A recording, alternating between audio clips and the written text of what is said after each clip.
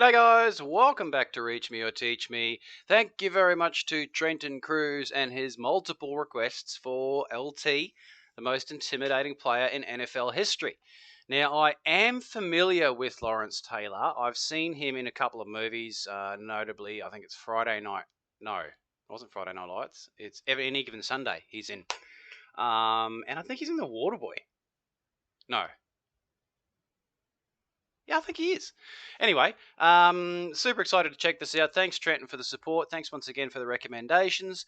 Let's get in it.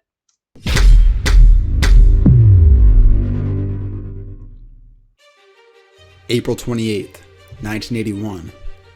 The New York Giants, first round selection, Lawrence Taylor, linebacker, North Carolina. Little did they know, he was going to become the most dominant He's an angry-looking MFer, isn't he? defensive player of all time. Bro's got some anger issues.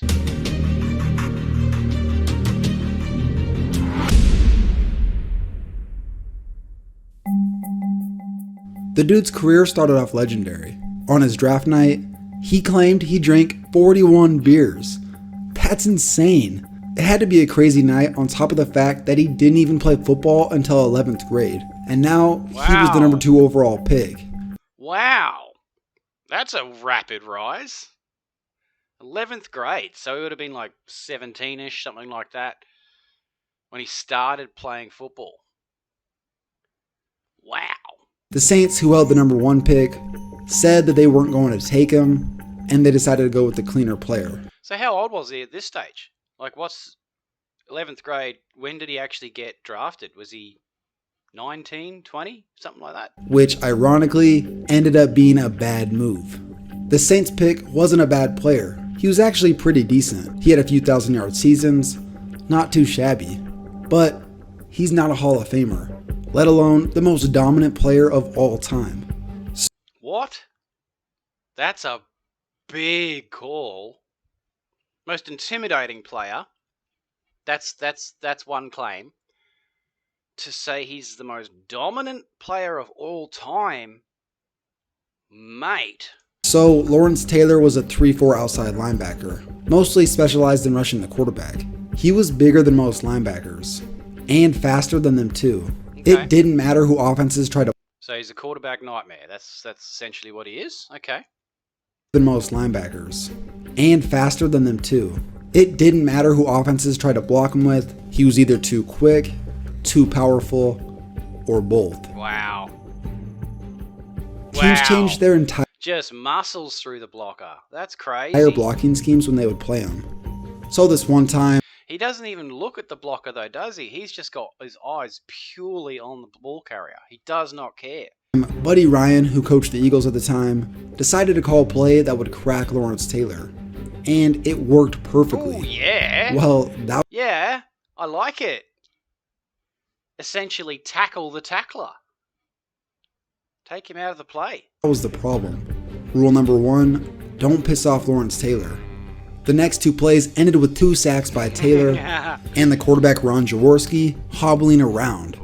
Jaworski over time feared LT. This poor dude had to face him twice a year. Jaworski said that he made sure he always knew where he was during the play, but wouldn't dare make eye contact. When LT was asked in an interview, "Did you ever make eye contact?" he said, "Once. I winked." Bro, he knows it, eh? He knows it. He knows that he's in their heads. He knows that he's got them. But interesting, like, just his presence on the field means that the quarterback, I've said it in the other videos, how much the quarterbacks have got to process and compute in that split second. But his brain was like 50% occupied with where's LT, where's number 56, where is he, where is he? So he's not fully focused on what he's got to do, which is automatically impacting his ability to actually complete the play. So even without making the tackle, just being on the field, he had an impact. That's interesting. Lawrence Taylor knew he could get into the head of opposing players. They come to the line of scrimmage, and the first thing they do is start looking at me. I know, and they know. When they find me, they start screaming, 56 left, 56 left. After the play was over, I'd come up to them and whisper, "Don't worry where I am. I will tell you when I get there." Not only was he a complete freak of nature physically, but he just was insanely reckless and a hardcore partier. He would show up to practice reeking of booze, and to counteract the stench, he would down an entire bottle of Scope. Oh, yeah. An entire bottle of mouthwash? That's gotta be worse for you than the actual drinking Amen. itself. One of the craziest things about this dude, he said starting his rookie year, he smoked an ounce of crack every single day. He would spend thousands of dollars every single day on it. Every day, an ounce of crack. So that's while he's playing. And that started, I think they said, in his rookie year. So he was cracked up in practice, in games, just basically constantly. Man, no wonder the dude was so angry.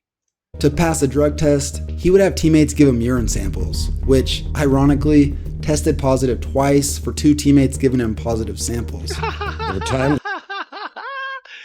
That's awesome. I got you, bro. Here's my piss sample. Oh, yeah, sick. I'd be standing in the huddle, and instead of thinking what defense we were playing, I'd be thinking about smoking crack after the game. Well, you gotta understand though, it didn't affect my play. He wasn't lying. To start off his career, he went to 10 straight Pro Bowls. No. I don't know how to feel about that.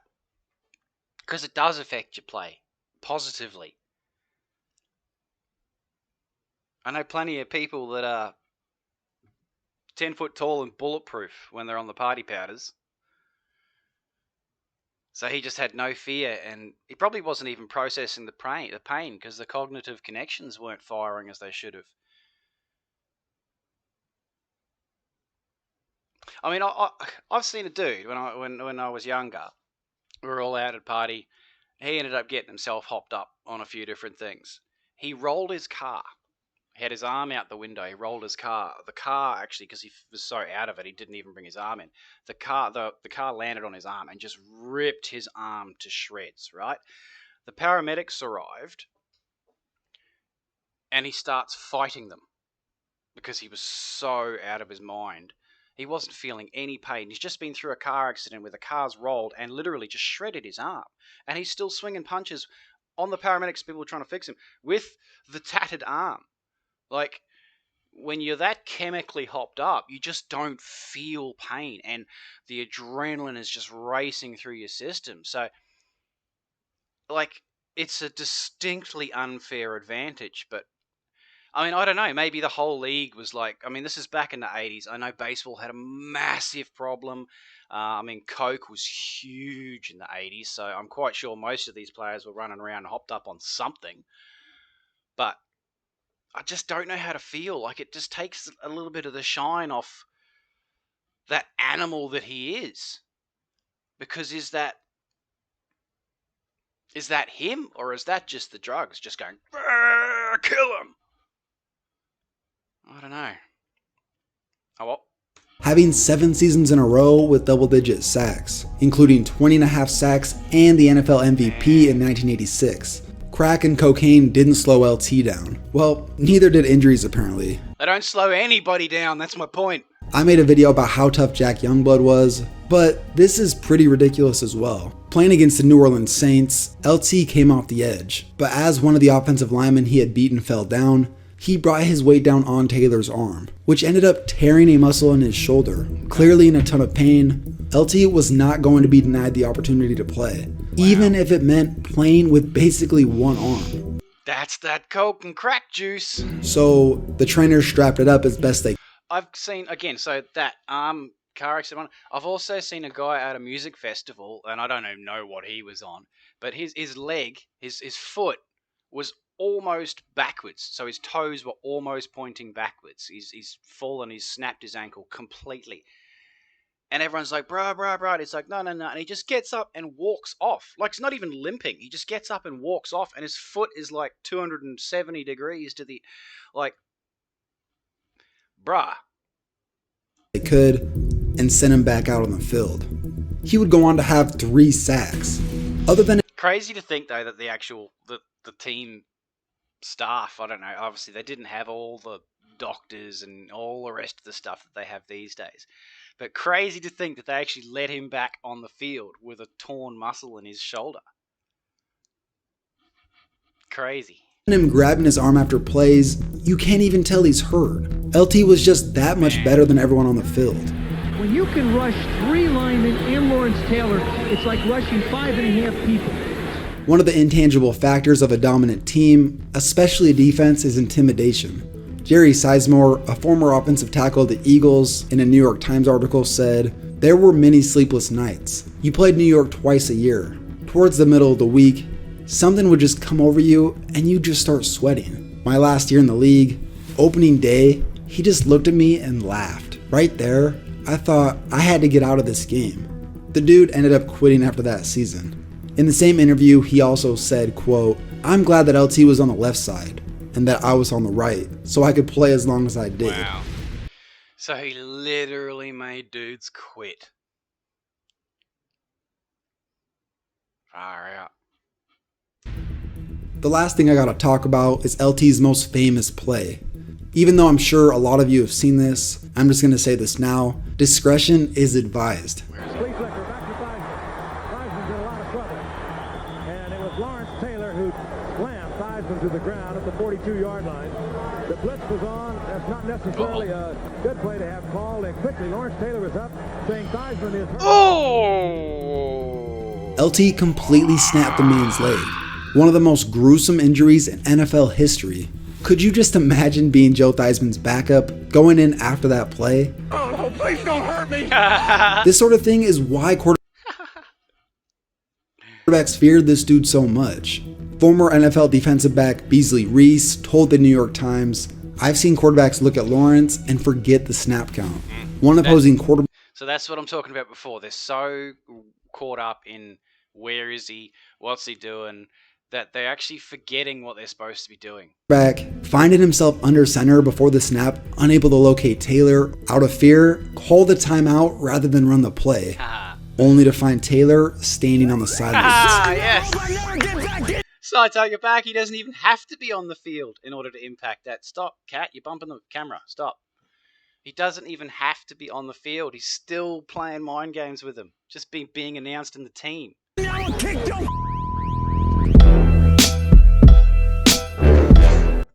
Ooh, that's a bad dude.